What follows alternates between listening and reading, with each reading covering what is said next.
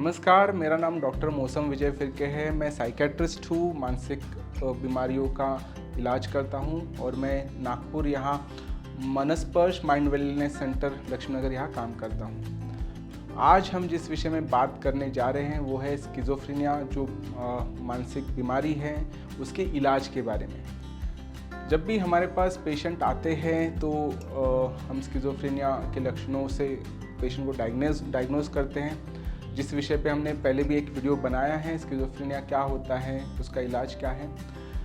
तो इसमें हमें ध्यान में ये रखना ज़रूरी है। बहुत बार क्या होता है, पेशेंट को बेहतर लगने लगता है, हम दवाई देते हैं तो उनमें उनको होने वाले जो वहम है, डर है, कान में जो आवाज़ें आती है तो वो कम हो जाते हैं और पेशेंट को ऐसा लगने लगता है कि अभी मैं पूरी तरीके से ठीक हूँ, अभी मुझे दवाई की कोई ज़रूरत नहीं है। रिश्तेदारों को भी लगता है कि अभी पेशेंट तो दवाई से ठीक हो गया है, तो इसका इलाज हम बंद कर देते हैं। और जैसे ये दवाइयाँ बंद कर दी जाती हैं तो तकरीबन हफ्ता 2 हफ्ता में या किसी में 1 महीने में इसके लक्षण वापस आने लगते हैं। वापस पेशेंट को डर लगने लगता है, वापस पेशेंट को नींद नहीं आती है, वापस उन्हें हेलुसिनेशंस, वहम होते हैं जैसे कोई मुझसे बात कर रहा है। अभी ये हुआ क्योंकि देखिए, स्किज़ोफ्रेनिया जो बीमारी है वो हमारे मिड ब्रेन में, लिम्बिक सिस्टम में जहाँ डोपामिन बढ़ जाता है उस वजह से होता है।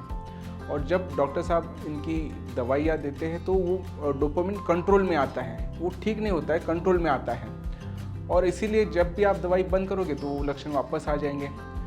इसलिए स्किज़ोफ्रेनिया का जो बीमारी है, इसमें जो ट्रीटमेंट है वो कम से कम 2 साल या 5 साल चलाना पड़ता है। अगर समझो पेशेंट को एक बार लक्षण आए हैं तो महीना 2 महीना का बीमारी था तो शायद 2 साल तक बीमारी का इलाज करना है, दवाइयाँ देनी है।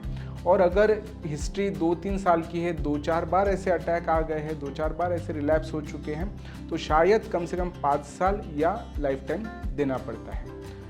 दूसरी बात, जब भी हम दवाइयाँ देते हैं तो पेशेंट के मन में फिर वही लगता है कि ये दवाइयों के वजह से हमें कुछ तकलीफ़ तो नहीं हो जाएगी, हमारा शरीर में गड़बड़ तो नहीं हो जाएगी, या हमारा किडनी लीवर तो ख़राब नहीं हो जाएगा।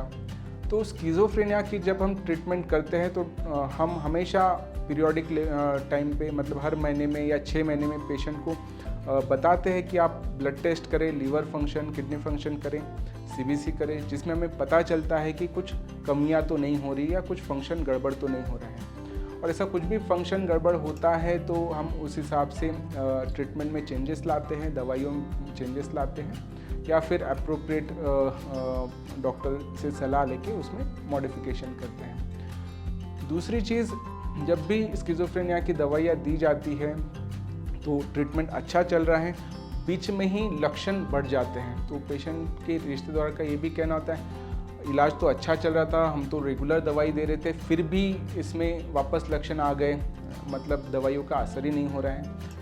तो ऐसा बिल्कुल नहीं है। बहुत बार स्किज़ोफ्रेनिया में ऐसा होता है कि दवाई हम जो देते हैं, अपना ब्रेन जो है उसको अडेप्ट हो जाता है, इसको receptor up regulation, down regulation ऐसा कहा जाता है साइकोलॉजी की भाषा में। बट इसमें क्या होता है, बहुत बार दवाइयों की मात्रा जो है हमारी ज़रूरत बढ़ जाती है, तो दवाई का इलाज करते करते अगर हमें लक्षण वापस आते ही दिख रहे तो हमें दवाइयाँ बढ़ानी पड़ती हैं। बहुत बार लोगों के मन में ये भी धारणा होती है कि ये दवाई बंद कर दो, आप उसके लिए काउंसलिंग ले लो, बिना दवाई का इलाज कर लो या कुछ बाहर से देख लो। बट अगर ये बीमारी जो है डोपामिन बढ़ने से हो रही है तो इसमें सिर्फ काउंसलिंग से फ़ायदा नहीं होता है। अगर आप कुछ और इलाज करना चाहते हैं तो उससे ये ठीक नहीं होगा, क्योंकि दवाइयों का काम दवाइयाँ ही करेगी। डोपामिन कंट्रोल करें तो वो दवाई ही करेगी। अगर दवाई से कुछ तकलीफ़ है तो उसको बदला जा सकता है, नई दवाई दी जा सकती है या कॉम्बिनेशन दिया जा सकता है। बट स्किज़ोफ्रेनिया में दवाई बंद करके इलाज नहीं होता है, उससे सिर्फ बीमारी बढ़ती है।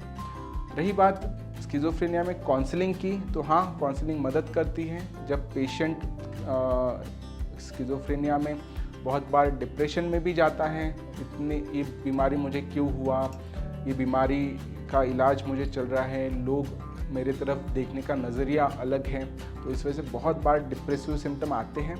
और ये जो डिप्रेशन है, ये जो डिप्रेशन के लक्षण हैं, यहाँ काउंसलिंग बहुत ज़्यादा मदद करती है। तो डिप्रेशन में अगर स्किज़ोफ्रेनिया में डिप्रेसिव सिम्टम आते हैं तो वहाँ दवाइयों के साथ साथ काउंसलिंग भी हम ले सकते हैं। बहुत ही ज़रूरी बात स्किज़ोफ्रेनिया का जब हम इलाज करते हैं तो ये है कि पेशेंट को प्रेरित किया जाए सोशलाइज होने में, समाज में जाने के लिए, या सामाजिक उत्सव जो होते हैं या शादी ब्याह होते हैं वहाँ जाने के लिए। बहुत बार पेशेंट हिचकिचाते हैं, बाहर नहीं जाते हैं, फैमिली मेम्बर्स भी उन्हें लेके नहीं जाते हैं, बट इससे बीमारी बढ़ती है। पेशेंट स्किज़ोफ्रेनिया का इलाज जब शुरू है उसके साथ में अगर हम उन्हें समाज में लेके जाए, सोशलाइज करें, उन्हें छोटी छोटी जिम्मेदारियां दी जाए तो उससे पेशेंट का कॉन्फिडेंस बढ़ेगा, और पेशेंट का कॉन्फिडेंस बढ़ेगा तो उससे पेशेंट को डेली लाइफ जीने में आसानी होगी। तो ये कुछ चीज़ें थी स्किज़ोफ्रेनिया का इलाज में जो हमें ध्यान में रखनी है, दवाइयों के बारे में, काउंसलिंग के बारे में और सोशलाइजेशन के बारे में। तो ये सब चीज़ें अगर बराबर की जाती है तो इससे पेशेंट जो स्किज़ोफ्रेनिया के उन्हें बहुत ज़्यादा फ़ायदा होता है और वो अपनी एक नॉर्मल रूटीन लाइफ जीने में उसमें बहुत ज़्यादा मदद होती है। अगर आपको स्किज़ोफ्रेनिया की बीमारी के बारे में या इलाज के बारे में कोई भी प्रश्न है तो आप हमें कमेंट्स में बताइए। हम इन जो आपके प्रश्न हैं उनको कवर करने की कोशिश करेंगे, शायद उसमें वापस कोई वीडियो बनाएंगे या आपको जवाब देने की कोशिश करेंगे। अगर आपके पहचान में किसी को भी स्किज़ोफ्रेनिया है तो ये वीडियो उन तक ज़रूर पहुंचाएं ताकि उनके मन में अगर प्रश्न है, डाउट है तो वो क्लियर हो सके और पेशेंट का मनोबल बढ़ सके और रिश्तेदारों का भी मनोबल बढ़ सके। आप ये वीडियो ज़्यादा से ज़्यादा शेयर करें और ये जो जानकारी ज़्यादा से ज़्यादा फैलाएं। Thank you.